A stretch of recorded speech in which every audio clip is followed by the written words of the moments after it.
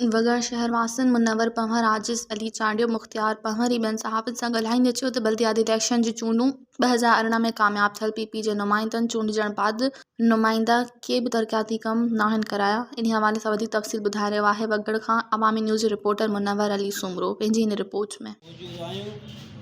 बल्दियाती election अचण वारी आहे, उन में सियासी समाजी अॻवान फार्म भराया आहिनि ऐं नौजवान समाजी अॻवान फार्म भराया आहिनि। अचो त शहर जे मौजूदु माण्हुनि खां न्यूज़ वठूं त उन्हनि जा इलेक्शन जे हिसाब सां छा ख़्यालात आहिनि।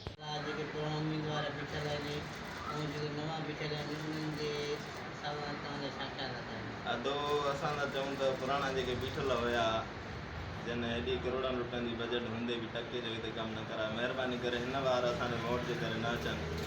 असां इनशाला जेके नौजवान तबिको आया उनखे कामयाबु कंदासीं, बाक़ी असां वोट जी उमेद न रखायूं। जेके चूंडिजी विया उहे बि जेको इलेक्शन जे टाइम ॾिसंदा आहियूं, वरी त वीचारनि खे ॾिसंदा ई न आहियूं त पोइ हिते का वार रखनि। मेन असांजो टाउन आहे वगन, उन सां गॾु जेके मॉल आहिनि उन्हनि में अॼु ताईं को तरक़ियाती कमु न थियो आहे। असांजो सचेनो चांडियो मॉल आहे कठिया शहर तां, उते अॼु ताईं न नाली ठाही न को रस्तो ठाहे छो। उम्मीदवारनि जी ख़बर न आहे त उम्मीदवार कहिड़ा आहिनि, जेकॾहिं चऊं था त ॿुधी अणॿुधो पियो थो वञे। हाणे बि ख़बर न आहे त पुराणा आहिनि या नवां आहिनि, ख़बर न आहे त कहिड़ा उम्मीदवार आहिनि। अॻिते जी ख़बर न आहे त उम्मीद लाइ छा उन्हनि में रखे सघूं था, का ख़बर कोन थी पए। त बि कुझु कोन कयो, वरी नवनि मां बि असांखे का ई उमेद का चङाई जी का बि कोन्हे का। बाक़ी हाणे हे सिर्फ़ु पैसनि खाइण जे पोयां आहिनि। हाली फ़िलहालु हिननि खे मथां इहो चयो वियो आहे त 5 रुपया इलेक्शन में ख़र्चु कयो, बाक़ी पोइ जेको वणे मथे उहो कयो, अवाम खां सिर्फ़ु वोट वठो। बाक़ी जीअं तव्हांखे सम्झ में अचे हे तव्हांजे हवाले यूज़ थियूं आहिनि।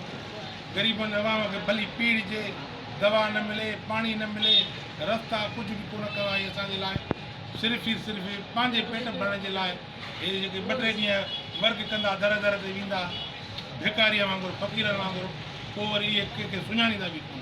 मां त अॻिला हुआ इन्हनि जो असां मुंहुं बि न ॾिठो आहे। उन वक़्तु मुंहुं ॾिठो जंहिं त वोट हुया उन वक़्तु में उनजो मुंहुं ॾिठो जी, उन खां बाद में न इन जो मुंहुं ॾिठो आहे, न असां इन जो को कमु ॿुधो आहे।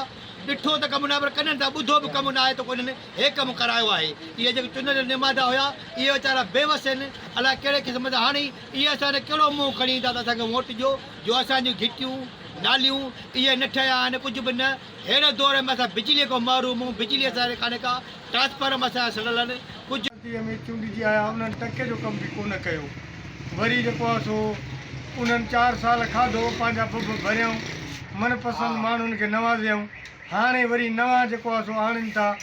बहरहाल जेके ईंदा उहे मथां आशीर्वाद ते ईंदा, पैसो त ओॾे वेंदो हलियो। बाक़ी जेको आहे सो असांखे छा ॾींदा, असांखे कुझु कोन। असांखे रुॻे नारा ऐं टपा पवंदा, ॿियो कुझु बि कोन पवंदो। त तव्हां चैनल वारनि जा असां थोराइता आहियूं जो वक़्तु ॿाए वक़्तु अवाम जो राय मालूम था कयूं।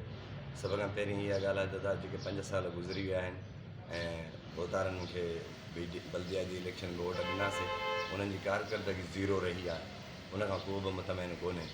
हाणे उमेद अलाह में आहे त असांजे वगण टाउन में मुतबदल क़यादत नौजवान तयारु थी विया आहिनि, जेके हिन मुद्दे ख़ारिज सियासतदाननि जे मुक़ाबले में अचनि पिया।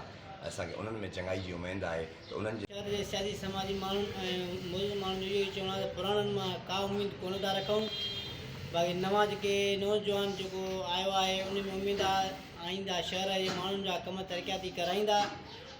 कैमरामैन ख़ालिद मुगेरी, मुनव्वर अली सुमरो, अवामी न्यूज़ TV वगण।